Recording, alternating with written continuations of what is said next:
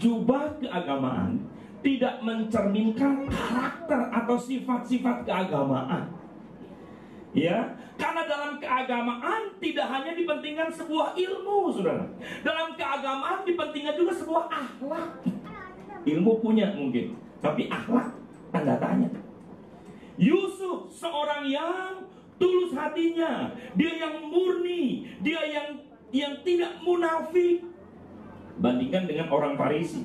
Yesus ngomong, kamu ini seperti kuburan, di luarnya dilabur putih, di dalamnya penuh dengan tulang belulang.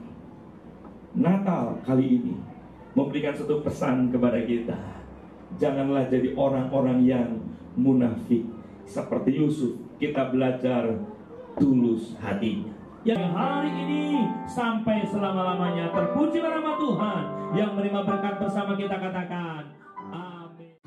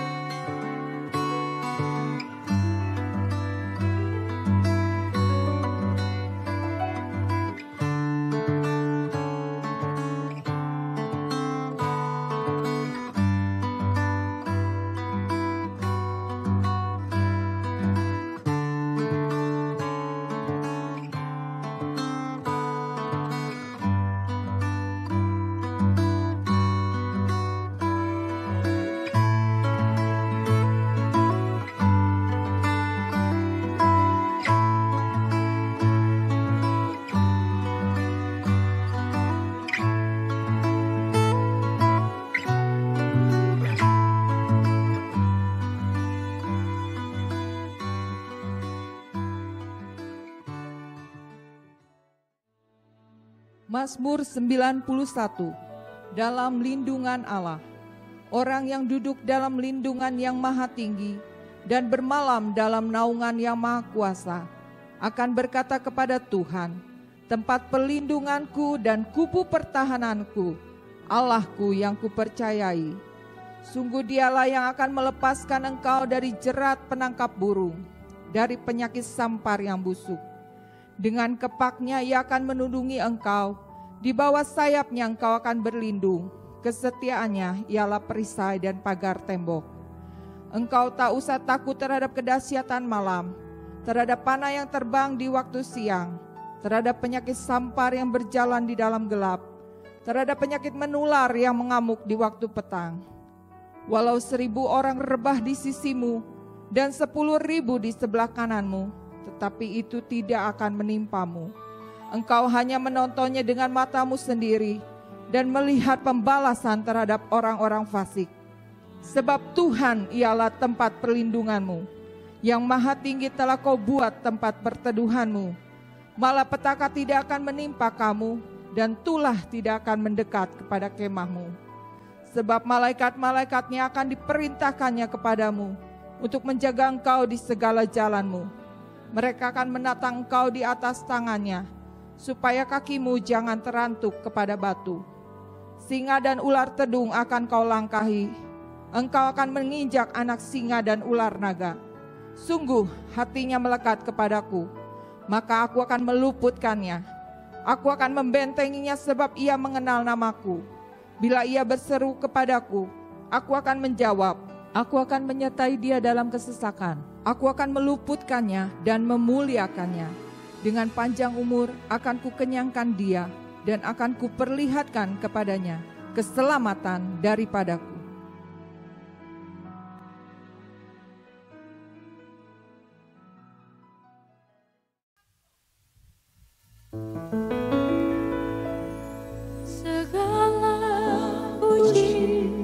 Syukur bagimu, ku tinggikan namamu selalu. Kemuliaan hanya bagimu, terpujilah namamu. Mari di awal tahun ini kita sama-sama mengucap syukur, katakan. Menaikkan syukur padamu Yesus, ku sembah sujud kepadamu Tuhan, di hadapan tahta kemuliaan-Mu, ku tinggikan, ku agungkan selama segala puji, segala puji, syukur bagimu, ku tinggikan namamu selalu. Kemuliaan hanya bagimu, terpujilah namamu. Segala puji, syukur bagimu. Ini ucapan syukur kami buat Tuhan. Ku tinggikan namamu selalu. Kemuliaan hanya bagimu, terpujilah. Mari dari rumah-rumah sembah Dia. Syukur bagimu Tuhan. Kami bersyukur buat penyertaan Tuhan sepanjang tahun yang lalu, dan kami masuk di tahun yang baru juga dengan ucapan syukur, karena kami punya pengharapan di dalam-Mu Tuhan. Haleluya. Kami tinggikan Engkau. Biar dari rumah-rumah hari ini ada ucapan syukur yang sepakat dinaikkan, yang meninggikan Tuhan.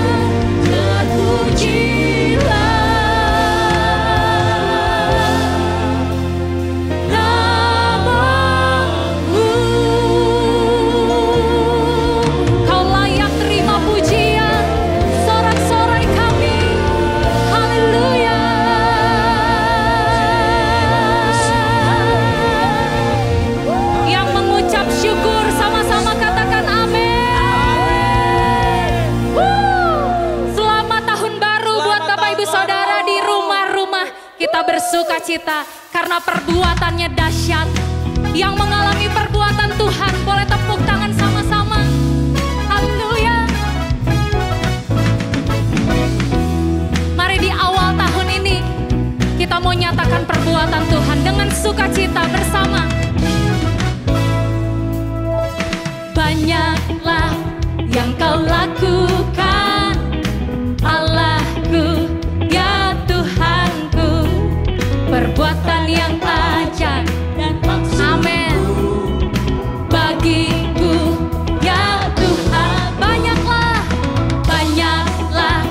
yang kau lakukan, yes, perbuatanmu, Allahku, ya Tuhanku, perbuatan yang ajaib dan maksudmu bagiku, ya Tuhanku. Tiada sepertimu, tiada Allah yang sepertimu, tiada yang setara denganmu. Sungguh tak ada waktu hidup berkat kasih-Mu, ajaib dan mulialah nama-Mu. Sebab tiada yang seperti Engkau Tuhan, tiada Allah yang seperti-Mu, tiada yang setara denganmu. Sungguh tak ada waktu hidup berkat kasih-Mu, ajaib dan mulialah nama-Mu. Mari angkat tangan sama-sama, katakan, banyaklah yang kau lakukan, Allahku, ya Tuhanku, perbuatan yang ajaib dan maksud-Mu bagiku. Mari sambil tepuk tangan. Banyaklah yang kau lakukan, Allahku, ya Tuhanku, perbuatan yang ajaib dan maksud-Mu bagiku. Mari bersuka cita. Banyaklah yang kau lakukan, Allahku, ya Tuhanku, perbuatan yang ajaib dan maksud-Mu bagiku.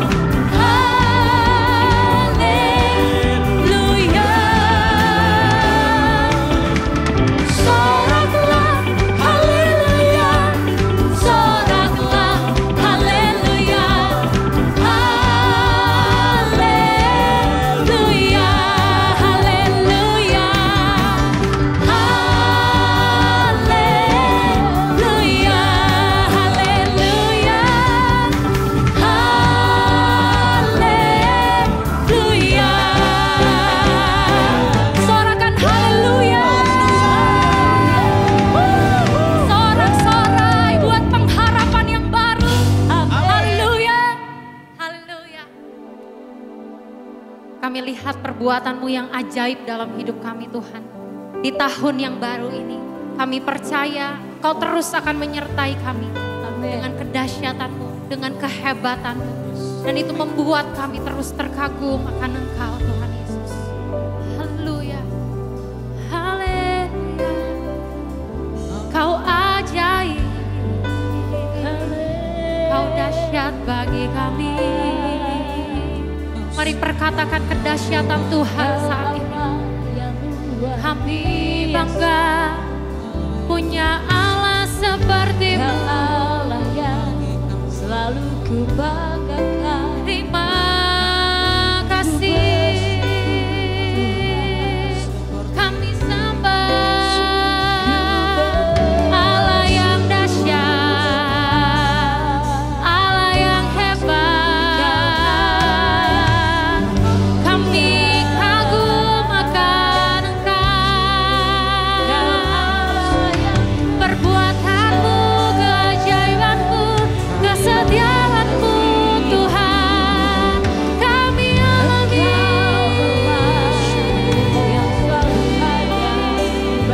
Kami rasakan Tuhan.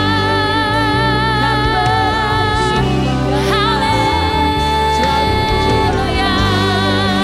Sembah Dia Allah yang ajaib, sembah Dia Allah yang dahsyat, Allah yang hebat. Mari alami perbuatan-Nya, alami kuasa-Nya saat ini. Kau nyata Tuhan. Syaralaba yaralaba yaralaba yaralaba yaralaba syane. Yaranaramo. Kami mau mengalami-Mu, mengalami hadirat-Mu. Nyatakan Tuhan, Engkau dahsyat dalam kami. Syaralaba yaralaba yaralaba yaralaba syane. Kau sungguh indah tiada taranya, sungguh menakjubkan, sungguh ajaib untuk dimengerti, lebih dari semua yang ada. Hikmat-Mu tiada terselami, kasih-Mu dalam tak terduga. Kau sungguh indah tiada taranya, mulia dan berkuasa. Ku kagum hormat akan Engkau. Ku kagum hormat akan Engkau. Kau Allah yang layak dipuji. Ku kagum akan Engkau. Mari nyatakan Dia indah dalam hidup kita. Kau sungguh indah tiada taranya, ya Tuhan. Sungguh menakjubkan, sungguh ajaib untuk dimengerti, lebih dari semua yang ada. Di tahun yang baru ini, hikmat-Mu Tuhan sertai kami. Kasih-Mu, kasih-Mu dalam tak terduga. Kau sungguh indah tiada taranya, mulia dan berkuasa. Ku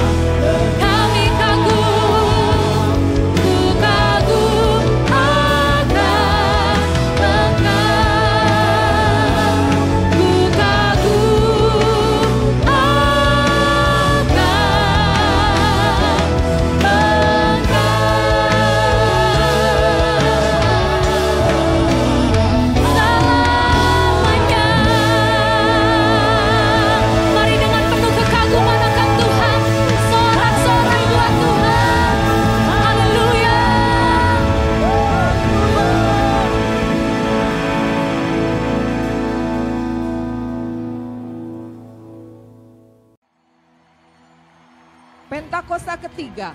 Pentakosta ketiga adalah pencurahan Roh Kudus yang dahsyat di zaman now, melebihi yang terjadi di Azusa Street. Pentakosta ketiga akan mengakibatkan penuaian jiwa yang terbesar dan yang terakhir sebelum Tuhan Yesus datang kembali. Pentakosta ketiga akan membangkitkan generasi Yeremia, yaitu anak-anak muda yang dipenuhi Roh Kudus, cinta mati-matian kepada Tuhan Yesus, tidak kompromi terhadap dosa, dan akan bergerak untuk memenangkan jiwa. Pentakosta ketiga lahir di Indonesia dan bergerak ke bangsa-bangsa. Gerakan ini dari timur ke barat dan akan kembali ke Yerusalem. Pentakosta ketiga akan memberikan kuasa untuk menyelesaikan amanat agung, dan setelah itu Tuhan Yesus datang kembali. Shalom Bapak Ibu Saudara, senang sekali kita sekarang memasuki tahun yang baru, tahun 2021. Nah, bagi kita gereja Tuhan, tahun ini adalah tahun integritas. Memang krisis masih kita hadapi dan mungkin akan semakin berat untuk kita hadapi. Tetapi mari hadapi krisis dengan tetap menjaga integritas kita. Biasanya ketika keadaan sulit, orang cenderung menjadi jahat. Biasanya ketika keadaan susah, orang terpancing, tergoda untuk menjadi jahat bagi sesamanya. Dengan alasan karena mereka harus survive di tengah keadaan yang susah itu. Tetapi kita anak-anak Tuhan, kita percaya hidup kita tetap dalam tangan Tuhan. Krisis tidak akan mengganggu apa yang Tuhan sudah rancang dalam hidup kita. Sehingga tetap tanggung jawab kita sebagai anak Tuhan adalah hidup benar dan berkenan di hadapan Tuhan. Itulah sebabnya mari kita hadapi krisis ini dengan tetap menjaga integritas kita. Saya mau share dari seorang tokoh di Alkitab. Seorang yang bernama Yusuf. Yang kita tahu ada banyak hal yang baik soal integritas Yusuf. Di tengah godaan, tantangan, cobaan dalam hidupnya, Yusuf adalah seorang yang diakui sebagai salah satu yang paling berintegritas di Alkitab. Mari kita belajar dari kehidupan Yusuf. Saya ajak kita melihat dalam Kejadian 39 ayat yang pertama. Kitab Kejadian 39 ayat yang pertama. Kita lihat salah satu episode kehidupan Yusuf, di mana dia sedang mengalami satu masa yang kelam dalam perjalanan hidupnya. Kejadian 39 ayat yang pertama, adapun Yusuf dibawa ke Mesir. Nah saudara, perjalanan Yusuf ke Mesir adalah sebuah perjalanan yang sangat tidak diharapkan oleh Yusuf. Kenapa? Karena Mesir bukanlah tujuan atau tempat yang lebih baik daripada tempat yang sebelumnya Yusuf jalani. Nah, dijelaskan ya, di Mesir dia mengalami apa? Saya lanjutkan. Dan Potifar, seorang Mesir, pegawai istana Firaun, kepala pengawal raja, membeli dia, berarti Yusuf di Mesir diperjualbelikan sebagai budak. Yusuf diperlakukan seperti barang dagangan.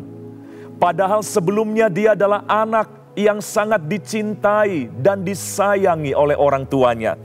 Nah, dikatakan ya, Firaun kepala pengawal raja membeli dia dari tangan orang Ismail yang telah membawa dia ke situ.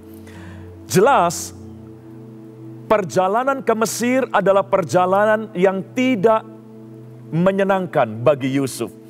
Karena Yusuf diperlakukan bukan lagi sebagai anak kesayangan, tetapi diperlakukan sebagai budak yang diperjualbelikan.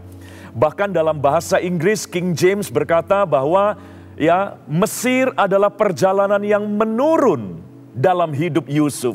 And Joseph brought down to Egypt. Jadi Mesir adalah sebuah penurunan dalam perjalanan Yusuf. Mesir bukanlah sebuah peningkatan, bukan sebuah promosi, tapi Mesir adalah sebuah kemerosotan dalam kualitas kehidupan Yusuf. Karena Yusuf diperjualbelikan sebagai budak. Mungkin Bapak Ibu dan beberapa kita hari-hari ini sedang ada di jalan yang sama. Sebuah jalan yang menurun dalam hidup kita. Kita sedang jalani. Sebuah jalan yang menuju kepada kemerosotan kita sedang alami. Mungkin yang merosot adalah bisnis kita hari-hari ini. Jalan yang menurun itu adalah jalan kebahagiaan kita yang semakin berkurang hari-hari ini. Atau mungkin karir kita juga sedang mengalami kemerosotan. Berita baiknya adalah kita nggak sendiri di jalan itu. Yusuf pernah ada di jalan yang sama.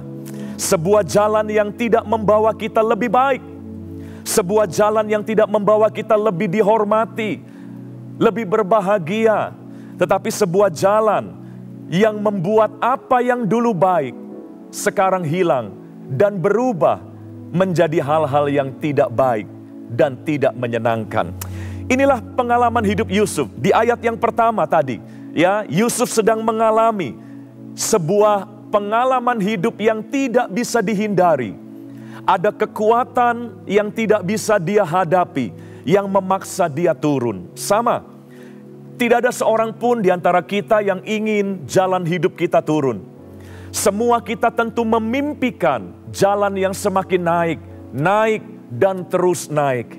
Bahkan kita sering mengklaim bahwa kita akan naik, naik dan terus naik. Kita akan jadi kepala dan bukan ekor. Betul, memang itu janji Tuhan. Itu ada di Alkitab. Tetapi bukan berarti tidak ada jalan yang menurun dalam kehidupan kita. Bapak Ibu Saudara, pandemi dan krisis ini adalah kekuatan yang tidak bisa kita hadapi. Tidak bisa kita lawan. Mau tidak mau, ada banyak hal yang harus turun, merosot dalam kehidupan kita. Itulah yang diceritakan di ayat yang pertama. Yusuf sedang mengalami sebuah kemerosotan dalam hidupnya. Tetapi ayat yang kedua, mari kita lanjutkan. Ada ayat kedua yang menunjukkan sesuatu yang baik bagi kita yang sedang ada di jalan yang menurun seperti Yusuf. Ayat yang kedua saya akan bacakan, tetapi Tuhan. Saudara, selalu ada faktor Tuhan dalam hidup kita.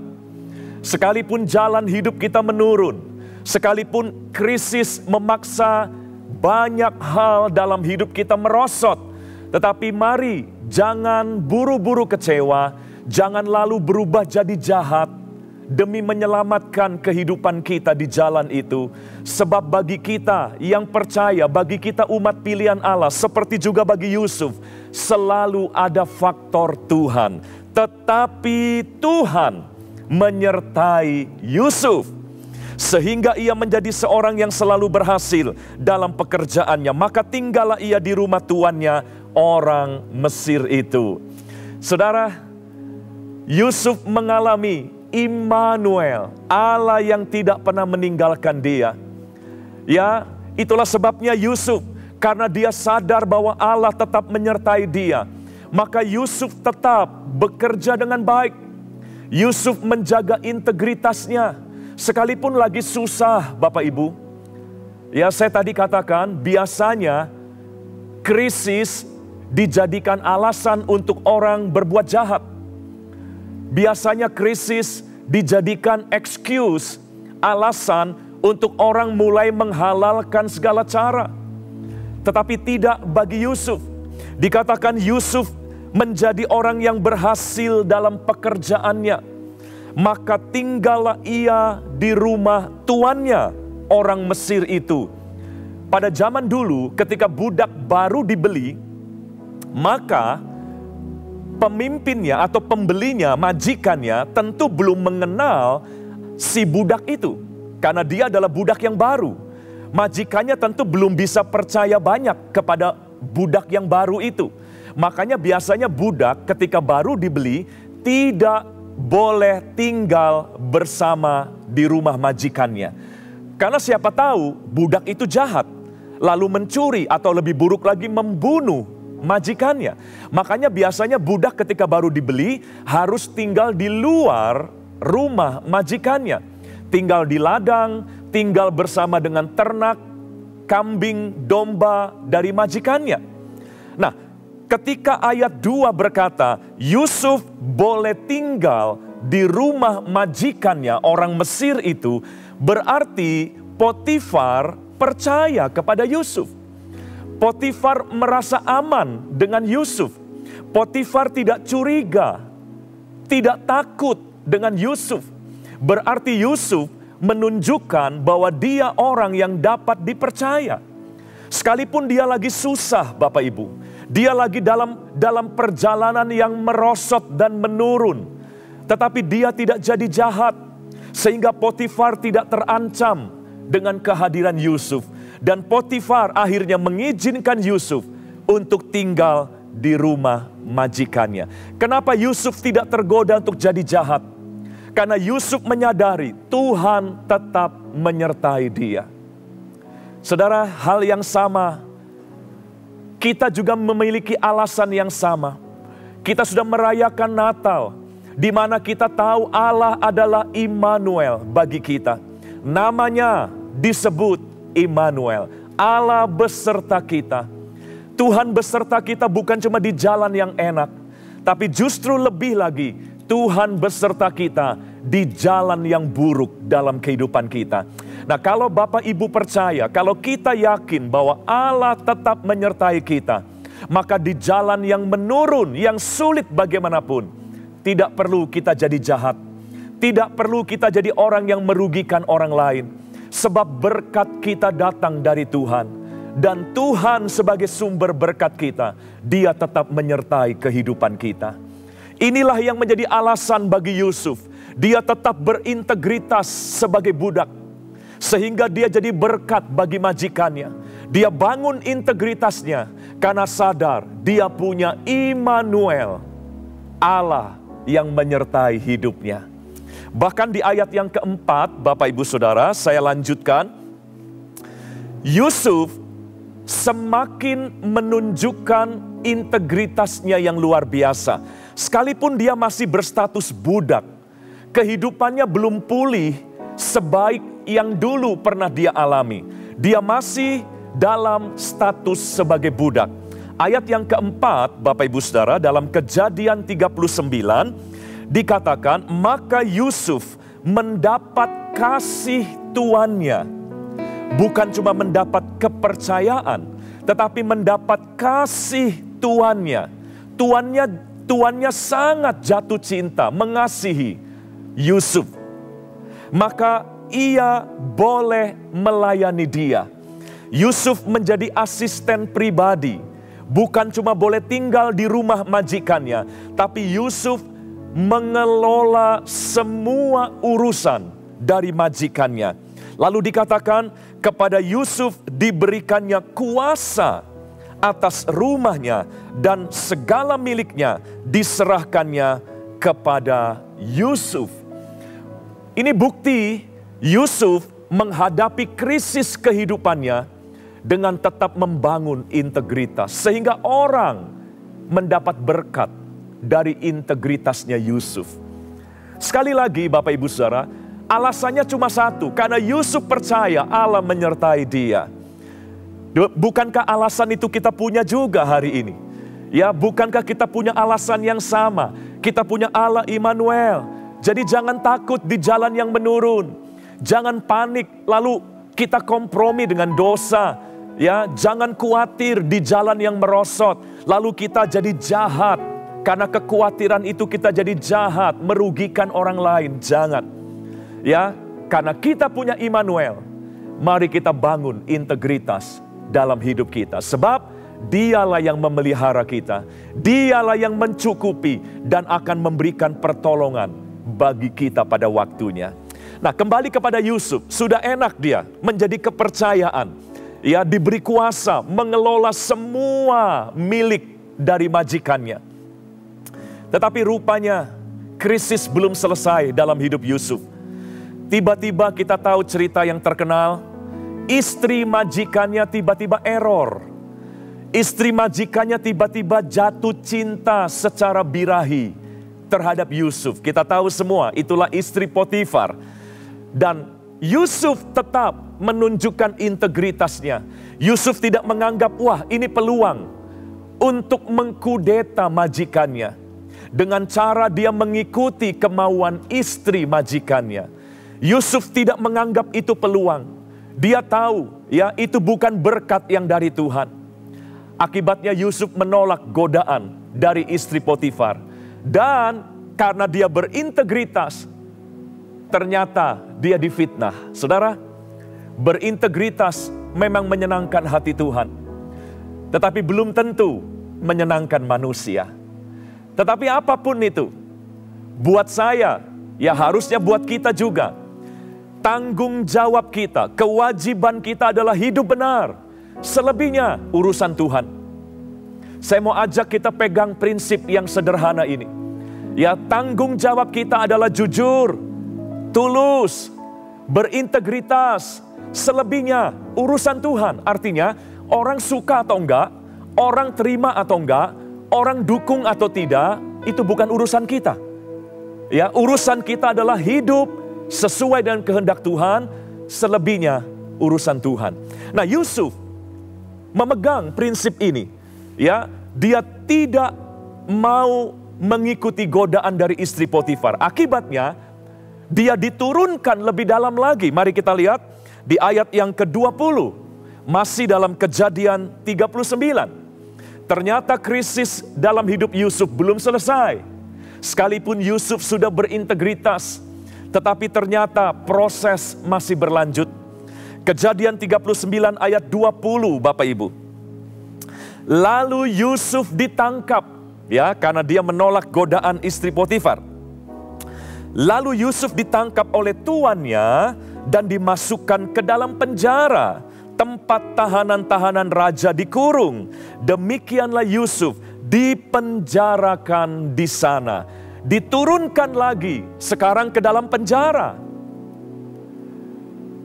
Jadi, integritas memang tidak mudah di tengah dunia yang sekarang justru mengabaikan integritas itu. Nah, Yusuf ya mengalami lagi penurunan yang lebih parah. Tetapi mari saya ajak kita lihat ayat berikutnya, ayat 21. Di ayat 21 muncul lagi kalimat yang sama seperti ayat 2 tadi ketika Yusuf mengalami penurunan yang pertama, ketika dia dijual ke Mesir. Nah, ketika dia diturunkan ke penjara, maka ada ayat 21 yang berkata, tetapi Tuhan, sekali lagi, ada faktor Tuhan dalam hidup kita. Makanya jangan berkecil hati ketika proses demi proses harus kita jalani, krisis demi krisis harus kita hadapi. Selalu ada faktor Tuhan. Ayat 21, tetapi Tuhan menyertai Yusuf. Persis seperti kalimat di ayat yang kedua tadi. Setiap kali Yusuf diturunkan, maka langsung ada pernyataan firman Tuhan, tetapi Tuhan menyertai Yusuf. Hari ini pun saya mau ajak kita menyadari, sekalipun kita sedang merosot, tapi sadari Tuhan menyertai kita. Selalu ada kata tetapi bagi kita yang percaya. Susah, ya, tetapi Tuhan menyertai kita. Ya, dunia tambah menakutkan, ya, itu fakta. Tetapi Tuhan menyertai kita. Jangan lupakan faktor Tuhan dalam hidup kita. Nah, ayat 21 saya lanjutkan, ya, tetapi Tuhan menyertai Yusuf dan melimpahkan kasih setianya kepadanya dan membuat Yusuf kesayangan bagi kepala penjara itu. Jadi Yusuf tetap berintegritas sekalipun dia diturunkan lebih dalam ke penjara sekarang. Hidupnya tambah tenggelam, hidupnya tambah terbenam dalam situasi yang buruk. Tetapi Yusuf tetap berintegritas. Di rumah Potifar dia berintegritas, di penjara dia juga berintegritas. Dia tidak jadi jahat hanya gara-gara hidupnya bertambah susah. Karena Yusuf tahu, ya, bagiannya adalah hidup berintegritas. Selebihnya urusan Tuhan. Mari Bapak Ibu Saudara, mungkin kita merasa kita sedang terperosok kepada satu posisi terendah dalam hidup kita. Pandemi dan krisis ini mungkin telah menyebabkan kita turun di titik yang paling rendah. Jangan buru-buru putus asa Bapak Ibu. Ya, kalau Yusuf boleh hadir di hadapan kita, dia mau berkata, Anda merasa turun di tempat yang paling rendah? Aku pernah ada di titik yang seperti itu. Tetapi jangan takut, jangan jadi jahat, jangan halalkan segala cara. Tetap hidup menyenangkan hati Tuhan. Karena hidup kita ada dalam tangan Tuhan. Yusuf bisa bersaksi, ya, kepada kita semua. Dari titik yang terendah, akhirnya Tuhan bisa bawa dia naik ke titik yang paling tinggi. Dari penjara, Tuhan bawa ke istana. Dari budak, Tuhan jadikan dia raja muda di Mesir. Dari yang dijual belikan, akhirnya menjadi orang yang memerintah dengan kuasa yang besar. Dan selama proses itu, tanggung jawab kita adalah tetap hidup benar. Ya, selama proses-proses itu, urusan kita adalah hidup dalam kehendak Tuhan. Selebihnya, itu urusan Tuhan. Bapak Ibu Saudara, mungkin saudara berkata, ya itu Yusuf Pak. Ya, saya enggak lebih baik dari Yusuf. Kerohanian saya akui tidak sebaik Yusuf. Apakah Tuhan juga menyertai saya seperti menyertai Yusuf? Saudara, saya justru mau tantang kita untuk tidak minder dengan semua orang-orang hebat di perjanjian lama. Bukan cuma Yusuf, bahkan dengan Daud sekalipun, kita nggak perlu minder. Bukan karena kita lebih baik dari Daud, bukan karena kita lebih baik dari Musa, dari Elia, dari Yusuf, bukan. Tapi saya mau tunjukkan ayat terakhir hari ini. Sebuah rahasia di mana harusnya kita lebih pede dibanding orang-orang yang hebat di perjanjian lama. Ayatnya adalah Ibrani pasal yang ke-7, ayat 22. Ibrani 7 ayat 22. Pegang baik-baik ayat ini. Ya, sehingga dengan ayat ini kita justru berpikir begini. Kalau dulu Yusuf saja disertai Tuhan, maka saya lebih lagi pada zaman ini. Kalau dulu Daud saja disertai Tuhan, Elia dan nama-nama lain yang hebat yang ada di perjanjian lama, mereka disertai, diberkati Tuhan, dipakai Tuhan luar biasa pada zaman dulu. Terlebih lagi saya pada masa kini. Sekali lagi, bukan karena kita lebih baik dari mereka, tidak. Tapi karena rahasia ini. Ibrani 7 ayat 22. Dikatakan, demikian pula Yesus adalah jaminan dari suatu perjanjian yang lebih kuat. Perjanjian yang lebih kuat ada di dalam Yesus. Dan kita sudah memiliki Yesus dalam hidup kita.